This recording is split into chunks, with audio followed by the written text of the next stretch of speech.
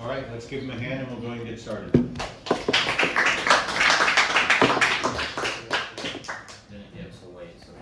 What do you guys got then? Alright, so hey, we have a unique merchandise offering. I'm Eli. And so last time we talked with y'all, we talked about how we wanted to create something that we could do print on demand, in-house, and keep it quick, or not necessarily in-house, but keep it quick and not put y'all at risk of spending a lot of money and not making a lot of profit. So we made some changes to try and figure out how we can do that.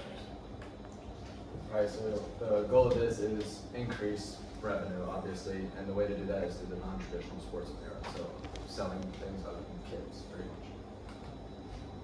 much. Some examples that we looked at, same things last time we talked about Angel City, how they had partnerships with Viva La Bonita, Broken Rain, and Hexon.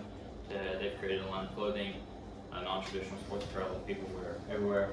Another thing we were looking at was professional clothing too. We had a conference 2 weeks ago, and we had a lot of people showing some interest in professional clothing, mentioning how they would like to wear their club every single day, everywhere they went, but they just can't. That's not an opportunity to them because they don't see professional clothing. So we looked at Man United. They also have a partnership with Adidas to create a line of professional apparel for people too.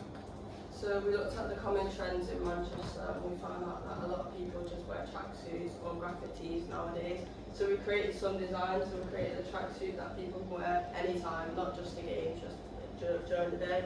We've also created graphic tees which will have a QR code at the bottom of them, and if someone scans them, it will give them the journey of the player to Salford and what they are planning to do throughout and follow the club. And then as mentioned in the conference, we got to talk professional wear. A lot of your audience are men, so we created some men professional wear to just give you an idea of what could be done. It's more of a subtle vibe as when you're working or just wearing it. You don't really want the badge massive and plastered on it. So we created it more subtle. They're subtle that you can get away with wearing in work. And the older generation that do come to games tend to wear polos and shirts, so that's what they can wear every day and represent the club that they follow. So we talked about how one main goal of ours was to increase fan engagement for y'all. We talked about how Man City's doing the kits, the design kits, and how that is just not a great opportunity for you to put yourself at risk for that. So we ourselves talked about how we could do that with the graphic tees and still get fan engagement. So we talked about also creating sort of a template for that, where fans can go on there, create a design, and then you go through a process like this, where you have sort of like right around the end of July, looking at sending out the template forms for people to create, and then 2 weeks before the season, you create a voting process to finalize the top 5, not just one. So we've created cheap options so that whenever you have those opportunities for fans to buy the shirts, you're not putting yourself at risk, and you have multiple versions of each so people can be happy and not just feel like their vote didn't get put forward or that they didn't have a good try in the race. And then in December, kind of restarting that process for the second half of the season, so that you'll have maybe 5 for the first half and then 5 more for the second half, so you feel like you're getting fans involved more. So we talked a little bit about how waiting in lines and stuff. We've mentioned we've talked about the idea of doing something in-house to also get fans excited about coming to games and seeing their shirts made at games. So we've looked into prices of printing presses and stuff that we can do. We would like right around here in your stadium, there's the big open area right there. We know that lines necessarily in the store you have now are a little bit difficult. It's filtered in one at a time. Having something of a tent there where we could do some print on demand shirts in front of people where they can see it made, pick it up, and go back and watch the game. We also understand that there's lines there as well that you're trying to avoid, so we're talking about having QR codes around the tent and around the stadium where fans can just scan, design the shirt, we want a gray shirt with this design, and then it'll give them updates like 15 minutes, we want you to go pick this shirt up from the tent and back to the game. So they're not missing much of the game and you're not having big lines.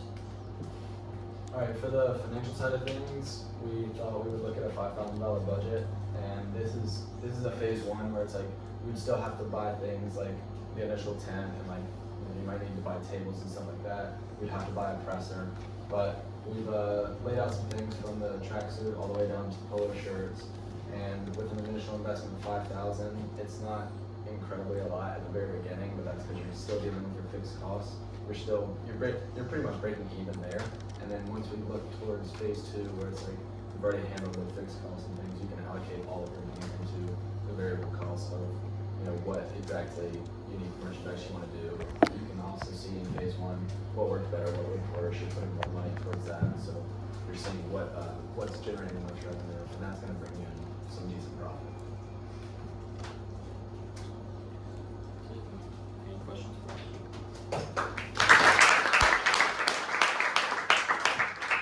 I think the print on demand is way closer because there's no risks and stuff. I think 5 in one season is probably quite a lot. I'd probably draw that back a little bit because I think it's a normal season, and by the 3rd time of it, people might do it, but then they won't buy the t-shirt. They're just bored on the night. They just design a t-shirt with no intention of actually buying it. But yeah, I think, like I said before, the more barriers in front of people buying things, the least likely they're going to buy it. So we need to put merchandise in front of them, which is what we're trying to do here. I'm aware that our shop isn't good enough at the moment, so we are looking at pop-up stations like that. I think you'd have to have a staffing cost in there as well, because it would be an additional staff member that would have to facilitate. You had 2 printers, realistically that's 2 people. They need to be trained up. So it's probably an additional cost in there of £12.50 an hour, 4 hours a match day, 25 match days, so there's probably another cost in there that you might need to factor in. Okay. But aside from that, all of the costs of certain lines were pretty much bang on. In terms of formal wear, I've tried it before at the old club I worked at. It works in some aspects, not in others. I wouldn't use a Salford crest at all. Okay. I'd even call it something like the integrity range, and you rebrand it. You use it as an opportunity to bring fans in right at the beginning of the process and say, right, we're going to do a formal range. We have 3 options here. Don't give them full range. Just say we're either going to call it the integrity range, the industry range, or the welfare range. Something which goes to the Salford brand, Right. and then you then build a new brand from that, which might just be a big W for welfare, or an I plus I brand. I actually quite like that. Yeah, wrong with that. Like I plus I, which could be its own new brand that sits underneath Salford as a wider brand, and then that's its own little range. Because I think you cater to a market where if I was going into an office which we have to wear a suit and you have to wear a shirt, and you take it off and your shirt's got a Salford crest on, it's not going to really ride. Whereas if you go on live outside, you go, oh, what's that? It's actually Salford brand, but it's a leg of it, like Arsenal with a cannon, and United with a devil. Maybe not that, but you see what I mean. You diversify your brand. Then, if you go really deep into it, you then have to see how much it costs to cover that as a new IP to make sure that no one can. And then you're talking about, right, it's going to be 1,200 quid roughly. That lasts you 10 years, but that's going really deep into it. That's probably phase 2. But see what I mean? Like, the formula is a good idea, and I think it works. But you wouldn't order a lot for the risk.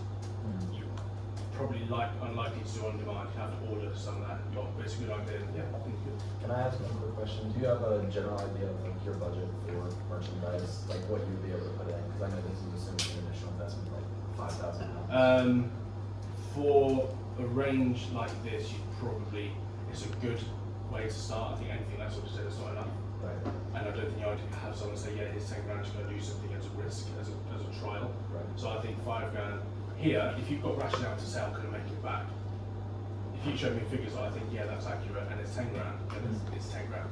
Okay. But the bigger the budget, the bigger money you put in, the bigger you'll go back to somebody who's giving you money saying, I promise I will do it, you'd leave me going, I think I can do it. So the more conservative you can make it, the better, but I think that's a good starting point. Thank you.